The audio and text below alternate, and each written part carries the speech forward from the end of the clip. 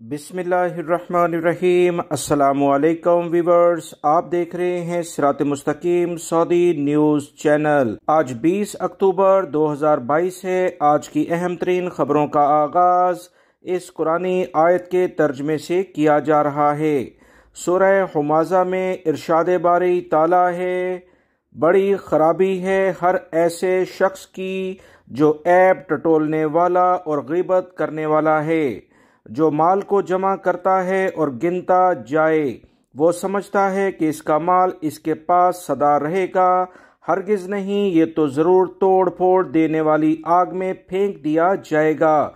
अल्लाह रब्बुल इज़्ज़त इन कुरानी आयात को समझकर इन पर मुकम्मल अमल करने की भी तौफीक अता फरमाए, आमीन।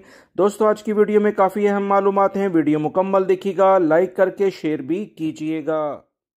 सऊदी महकमा पासपोर्ट से एक गैर मुल्की ने पूछा कि इसका अकामा 5 दिन बाकी हैं, ख़त्म होने वाला है, मगर मसला ये है कि जवाज़ात के मरकज़ी सिस्टम में उसकी फ़ाइल पर एकाफ खिदमत यानी फ़ाइल सीज है, ये शो हो रहा है, जिसकी बुनियाद पर उसका अकामा रिन्यू यानी तजदीद नहीं हो पा रहा है। इस बारे में सऊदी महकमा पासपोर्ट ने कहा कि बिल्कुल ऐसे सूरत हाल गैर मुल्की अफराद के साथ पेश आती है।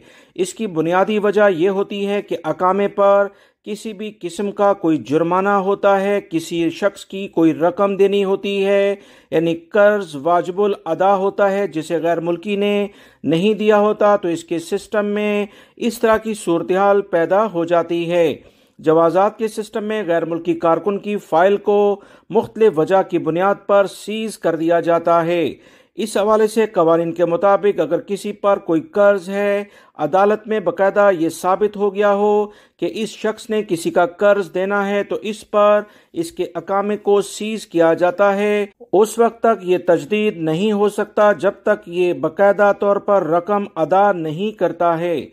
दूसरी बड़ी वजह ट्रैफिक की खिलाफ वर्जियाँ हैं या दीगर ऐसे जुर्माने या बिल वगैरह किसी चीज़ का पे ना करना, उस पर भी आपके अकामे पर इसी तरह की सूरत हाल पेश आ जाती है। लिहाजा फौरी तौर पर ये तमाम अदायगियाँ करें ताकि आपकी फ़ाइल सऊदी अरब के जवाज़ात के सिस्टम में क्लियर हो और उसके बाद आप अकामा अपना तजदीद कर सकते हैं। याद रहे, सऊदी महकमा पासपोर्ट ने ये जो मालूमात शेयर की हैं, इसे आप अपने अबशर अकाउंट के जरिए भी चेक कर सकते हैं कि आपके अकामे पर किस तरह की सूरत हाल है और जुर्माने की नौयत क्या है, क्योंकि ट्रैफिक जुर्माने वायलेशंस को आप आसानी से अबशर अकाउंट के जरिए चेक कर सकते हैं और दीगर जुर्माने भी उसमें वाज़ेह तौर पर बता दिए जाते हैं।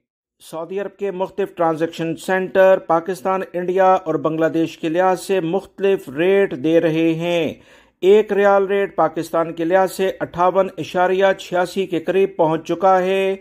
पिछले कुछ दिनों के मुकाबले में इसमें इजाफा देखने में आया है। मजीद जो इतलात आई हैं कि फौरी बैंक पाकिस्तान के लिहाज से 57 रुपये 90 पैसे का रियाल रेट दे रहा है।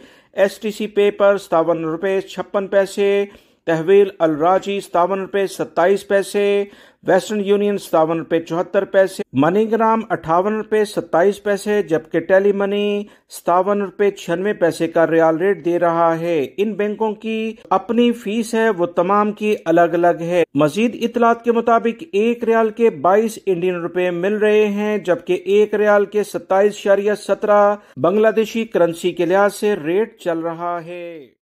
सऊदी अरब में वजारत माहौलियात की जानिब से कहा गया कि माहौल की सलामती की निगरानी करने वाले इदारे की जानिब से खबरदार किया गया है कि जहरीला फुजला आम मकामात पर फेंकने की सजा 10 साल कैद और 3 लाख रियाल जुर्माना होगा। सऊदी अरब के अहम इदारे की जानिब से कहा गया कि माहौलियाती कवानीन के मुताबिक हर इस शख्स को सजा दी जाएगी जो जहरीला मादा यानी फुजला आम कचरे में डालेगा। इस लिहाज से इसे सऊदी अरब के कवानीन के आर्टिकल 40 के तहत सजा दी जाएगी, जो कि जैसे बताया कि 10 साल कैद और 3 लाख रियाल जुर्माना भी हो सकता है। दोनों सजाएं नौयत को देखते हुए कि इसने जुर्म कैसा किया है एक साथ भी दी जाएंगी।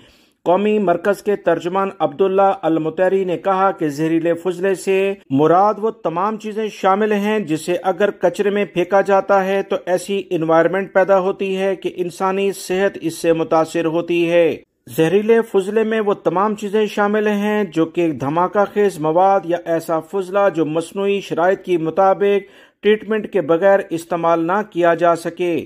ترجمان نے کہا کہ سعودی عرب کے تمام ادارے، شہری اور مقیم غیر ملکیوں کو ہدایت کی جاتی ہے کہ وہ مرکز کی ویب سائٹ پر اس حوالے سے جو قوانین ہیں اس سے لازمی طور پر اپنی معلومات میں اضافہ کریں، کیونکہ اگر قوانین پر عمل نہیں کیا جائے گا تو اس سے سعودی عرب کے ماحول میں کافی خرابی ہو سکتی ہے، جس پر چاہے کوئی بھی ہو، سعودی ہو یا غیر ملکی، اسے سخت سزا کا سامنا بھی کرنا پڑے گا۔ سعودی عرب میں اسیر پولیس نے ابا شہر کی ایک شاہراہ پر نصب ساحر کیمرے جو کہ سپیڈ کو کنٹرول کرنے والے کیمرے ہیں، اسے توڑنے پر ایک سعودی شہری کو گرفتار کیا ہے۔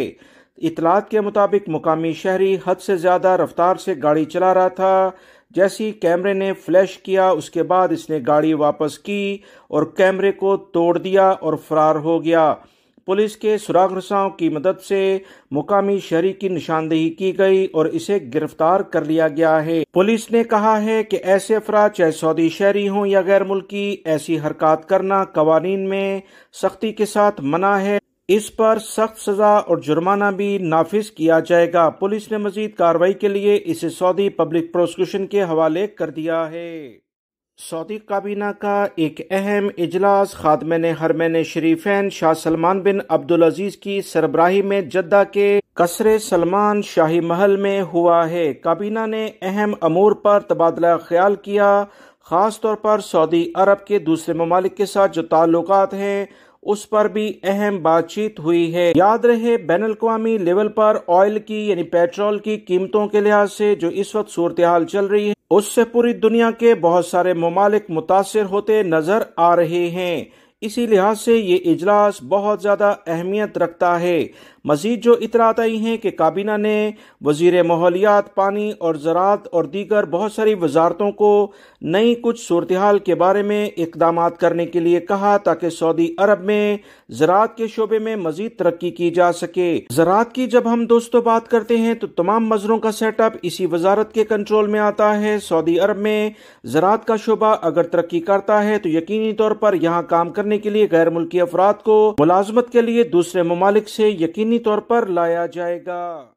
سعودی وزارت افرادی قوت اور دیگر ایک اور وزارت جسے سعودی فروغ افرادی قوت ہدف کہا جاتا ہے، اس کی تازہ ترین اطلاعات کے مطابق پچھلے ایک سال کے دوران سعودی عرب میں 2,77,000 سے سعودی لڑکے اور لڑکیوں کو روزگار دیا گیا ہے۔ سعودی وزارت کی جانب سے مزید کہا گیا کہ سعودی شہریوں کو پرائیویٹ سیکٹر کی کمپنیوں اور اداروں میں ملازمت کی مختلف اسکیمیں شروع کرنے کے لحاظ سے روزگار فراہم کیا گیا ہے۔